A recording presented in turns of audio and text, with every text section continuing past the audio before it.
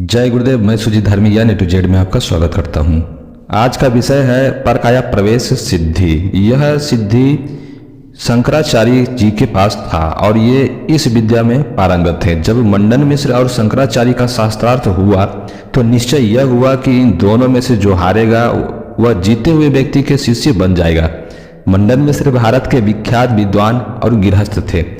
उनकी विदुषी पत्नी भारती भी साक्षात सरस्वती का ही अवतार मानी जाती थी। दोनों पति पत्नी भारत के श्रेष्ठतम विद्वान थे। शंकराचार्य मूलतः सन्यासी थे और उन्होंने शास्त्रार्थ के माध्यम से भारत विजय करने के उद्देश्य से यात्राएं की थी, मगर वे सर्वश्रेष्ठ तभी माने जा सकते थे जब मंडन मिश्र को शास्त्रार्थ में पराजित कर सके। इन दोनों के शास्त्रार्थ का निर्णय कौन करे, यह बेहद पेचीदा प्रश्न था, क्योंकि कोई सामान्य विद्वान तो इसका निर्णय करने में सक्षम था ही नहीं। अतः शंकराचार्य जी के अनुरोध पर इस शास्त्रार्थ के निर्णायक का रूप मंडन मिश्र की पत्नी का चयन किया गया। शास्त्रार्थ 21 दिन तक चला और आखिर में मंडन मिश्र शंकराचार्य से हार गए। यह देखकर मंडन मिश्र की पत्नी ने निर्णय लिया कि मंडन मिश्र हार गए हैं, अतः वे शंकराचार्य का शिष्यत्व स्वीकार करें और संन्यास दीक्षा लें। यह कहकर विदुषी पत्नी निर्णायक पद से नीचे उतरी और शंकराचार्य से कहा कि मैं मंडन मिश्र की अर्धांगिनी हूँ, अतः अभी तक आधा अंग ही पराजित हुआ है। जब आप मुझसे पराजित करेंगे तब मंडन मिश्र पूरे पराजित माने जाएंगे। युक्ति के अनुसार बात सही थी। मंडन मिश्र निर्णायक बने और भारती तथा शंकराचार्य में शास्त्रार्थ प्रारंभ हुआ।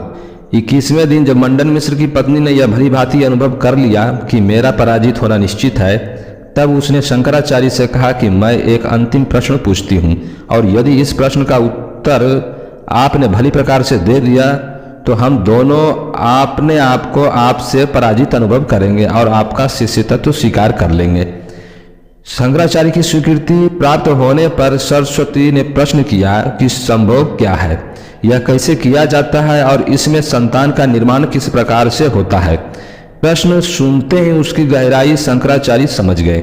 यदि वे इसका उत्तर देते हैं तो उनका संन्यास धर्म खंडित होता है, क्योंकि सन्यासी को संभोग का ज्ञान संभव ही नहीं है और जिसका ज्ञान व्यवहारिक रूप से ज्ञात नहीं है उसका उत्तर देना कैसे संभव है।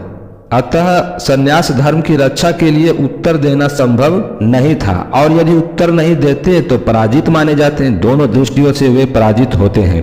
शंकराचार्य ने प्रश्न किया कि क्या इस प्रश्न का उत्तर पढ़े हुए ज्ञान के आधार पर दे सकता हूँ, या इसका उत्तर आप तभी प्रमाणिक मानेंगे जब कोई उत्तरकर्ता इस प्रक्रिया से गुजर चुका हो।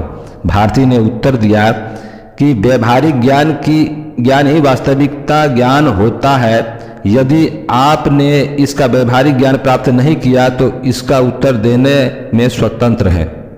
यदि आपने इसका व्यवहारिक ज्ञान प्राप्त किया है तो आप उत्तर देने में स्वतंत्र हैं। इसके बाद शंकराचार्य किसी अज्ञात स्थान पर चले गए। संजोग बस उस शहर के राजा की मृत्यु हो गई। तब शंकराचार्य अपने शरीर को छोड़कर राजा के शरीर में प्रवेश कर गए। फलस्वरूप राजा कुछ समय बाद ही पुनः जीवित हो गया। संबंधियों ने राजा को पुनः जीवित देख हर्ष ध्वनि की। राजा के माध्यम से रानियों के साथ जो संभोग हुआ उसका व्यवहारिक ज्ञान शंकराचार्य लेकर पुनः अपनी काया में प्रवेश कर गए और इस प्रकार व्यवहारिक ज्ञान प्राप्त कर भी लिया और जिस शरीर से संन्यास धर्म स्वीकार किया था उसको भी खंडित होने नहीं दिया। इसके बाद वे पुनः मंडन मिश्र की पत्नी को उसके प्रश्न का व्यवहारिक ज्ञान देकर विजय प्राप्त की और दोनों पति पत्नी को शिष्यता प्रदान की। इस प्रकार उन्होंने अपने आप को भारत का शास्त्रार्थ विजेता सिद्ध किया। मेरे कहने का तात्पर्य यह था कि यह विद्या हमारे भारत में शंकराचार्य के समय तक रही है, पर उसके बाद यह विद्या धीरे धीरे लुप्त होती गई। आपको ये जानकारी अगर अच्छी लगी हो तो कृपया चैनल सब्सक्राइब करें, वीडियो लाइक शेयर जरूर करें। अंत तक देखने के लिए धन्यवाद।